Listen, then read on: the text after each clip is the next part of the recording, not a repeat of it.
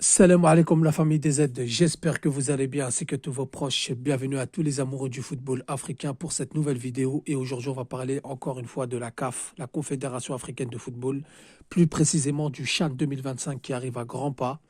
Hélas, la CAF a du mal à l'organiser, a du mal à faire respecter le cahier des charges par les pays organisateurs. Donc les amis, le CHAN 2025, il faut rappeler que ça sera la 8e édition prévue au Kenya, en Tanzanie et en Ouganda. Pour le moment, on a les 4 stades, donc Kampala en Ouganda. Au Kenya, on a 2 stades, à Nairobi et en Tanzanie, à Dar es Salaam. Elle aura lieu du 1er février 2025 au 28 février 2025. C'est les dates prévues. Mais la CAF peine à trouver des solutions car ces 3 pays-là, et je rappelle bien, hein, il y a 16 équipes, 4 groupes, ont du mal à trouver des solutions pour remplir le cahier des charges. En gros, le Kenya, la Tanzanie, l'Ouganda, qui, je le rappelle, ont été désignés pays hôtes pour la CAN 2027, ont du mal à trouver des solutions pour faire respecter le cahier des charges. Et c'est ça qui est grave et c'est pour ça que j'en fais une vidéo car ça devient de plus en plus grave. Donc les amis, je vais faire un petit récapitulatif pour bien que vous compreniez qu'est-ce que je vais raconter dans cette vidéo. Donc, elle a commencé en 2009.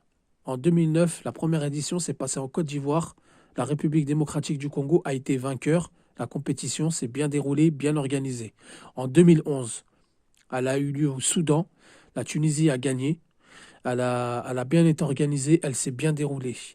Ensuite, on est passé dans les chiffres pairs. Parce que je rappelle que le CHAN, le championnat d'Afrique des Nations, c'est exclusivement pour les joueurs locaux.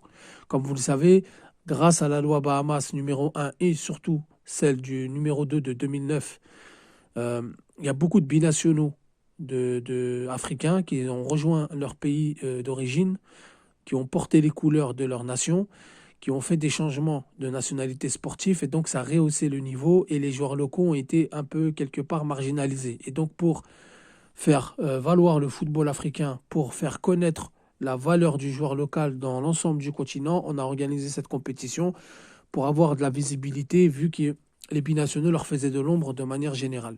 Donc c'est une bonne idée à la base, c'est bien si on arrive bien à les organiser. Les premières éditions, comme je vous ai dit, se sont bien passées. Donc de 2011, on est passé à 2014 en Afrique du Sud. La Libye l'a remporté, ça s'est super bien passé. En 2016, ça s'est passé au Rwanda, République démocratique du Congo, vainqueur, ça s'est bien passé. En 2018, elle a eu lieu au Maroc, le Maroc l'a remporté, ça s'est bien passé. En 2020, elle a eu lieu au Cameroun, le Maroc l'a encore remporté, ça s'est bien passé. Et ensuite, on a eu l'Algérie 2022 qui a été décalée à 2023. Le Sénégal l'a gagné. Et ensuite, on a eu 2025, Ouganda, Kenya, Tanzanie, qui normalement, comme je vous l'ai dit, aura lieu du 1er février au 28 février 2025. Mais là, il y a un problème, les amis. C'est que le Kenya, la Tanzanie, l'Ouganda, ils ont les stades où il y a des retouches à faire, il y a des choses à revoir, et il manque cruellement de stades d'annexe, de stades de préparation d'entraînement, d'hébergement et de transport à quelques mois de la compétition. Et je le rappelle, c'est le pays hôte pour la CAN 2027 où il y a 24 équipes, 6 groupes et donc il faut 6 stades, 2 stades par pays. La Tanzanie, on n'a qu'un seul homologué. L'Ouganda, on n'a qu'un seul homologué. Le Kenya, on a 2 homologués, mais il y en a un qu'il va falloir revoir parce que je crois qu'ils en ont un homologué. Ils ont un autre qui doivent homologuer, mais ils sont en retard dans leurs travaux de rénovation. Donc les amis, pourquoi une telle situation? Tout simplement parce que la CAF, d'année en année, ça part complètement à la dérive. Tous les organisateurs qui étaient dans différents postes ne sont plus là.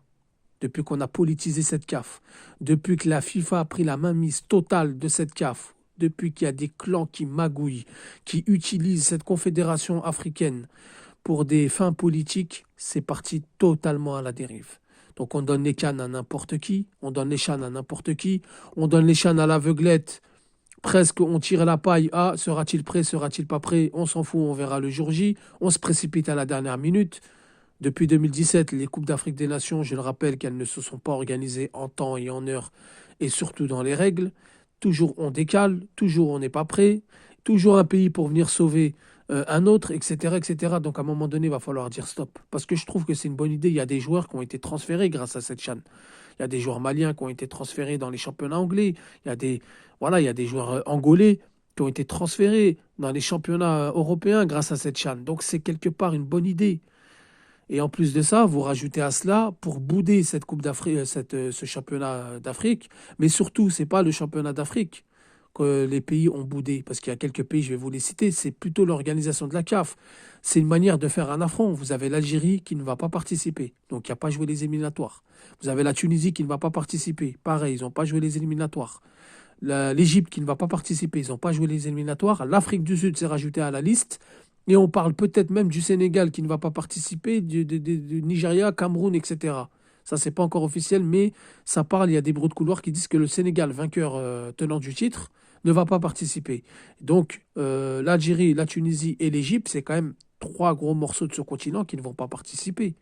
Et ce qui a qualifié la Libye et le Maroc automatiquement. Donc là, on arrive vraiment à un problème vraiment beaucoup, beaucoup, beaucoup grave, majeur. C'est très grave pour le football africain. Donc il va falloir faire quelque chose. Les organisateurs qui étaient compétents ne sont plus à leur poste. Ceux qui sont chargés de faire des expertises, etc., ne sont plus à leur poste.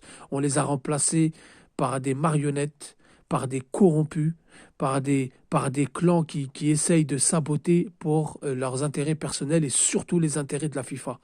Donc la CAF, à l'épreuve du CHAN, c'est quand même grave. La CAN 2025, regardez la preuve, elle a été décalée, on ne va pas revenir là-dessus, on en a parlé et reparlé, mais elle a été décalée à décembre-janvier, alors que ça ne nous facilite pas, ça ne nous arrange pas, ça arrange pas ni le pays hôte, ça arrange pas ni les supporters et ça arrange pas les joueurs, les équipes, puisque on va avoir des problèmes avec les clubs, etc. Et là, le CHAN, une simple CHAN, à 16 équipes, où on doit présenter 4 stades aux normes internationales, avec l'hébergement, les terrains d'entraînement, tout le confort, le transport, on n'est même pas capable avec 3 pays de l'organiser. C'est pas contre le Kenya, la Tanzanie ou l'Ouganda, mais c'est plutôt à la CAF de mettre les olés et de donner ces compétitions à des pays qui en valent le coup. Alors la CAF aurait sollicité l'Algérie pour reprendre cette CHAN. Bien évidemment, on leur a répondu négativement. On ne veut pas de ces CHAN et en plus on ne participera pas. C'est un moyen de mettre la pression et de faire un affront. La Tunisie, leur ancien président de fédération, qui est encore membre au COMEX, mais Sadi va prendre sa place, puisqu'il est seul candidat, donc c'est une question de temps, hein, c'est au mois de mars les élections, veut restructurer son football. Il y a un nouveau président de fédération, il y a des nouveaux membres au sein de leur bureau fédéral, etc. Ils veulent restructurer, donc ils veulent, on va dire, se détacher de cette corruption. Ne participera pas. L'Égypte qui a joué beaucoup de coulisses ces derniers temps et qui a fait un petit peu des coups de Trafalgar à certains clans de la CAF, ne participera pas. L'Afrique du Sud, qui prend position avec l'Algérie, avec le Nigeria, etc., etc., ne participera pas. Donc là, c'est quand même grave. L'heure est très, très, très grave. Donc cette CHAN, qui la prendra? Est-ce qu'on doit l'annuler? Est-ce qu'on doit la maintenir?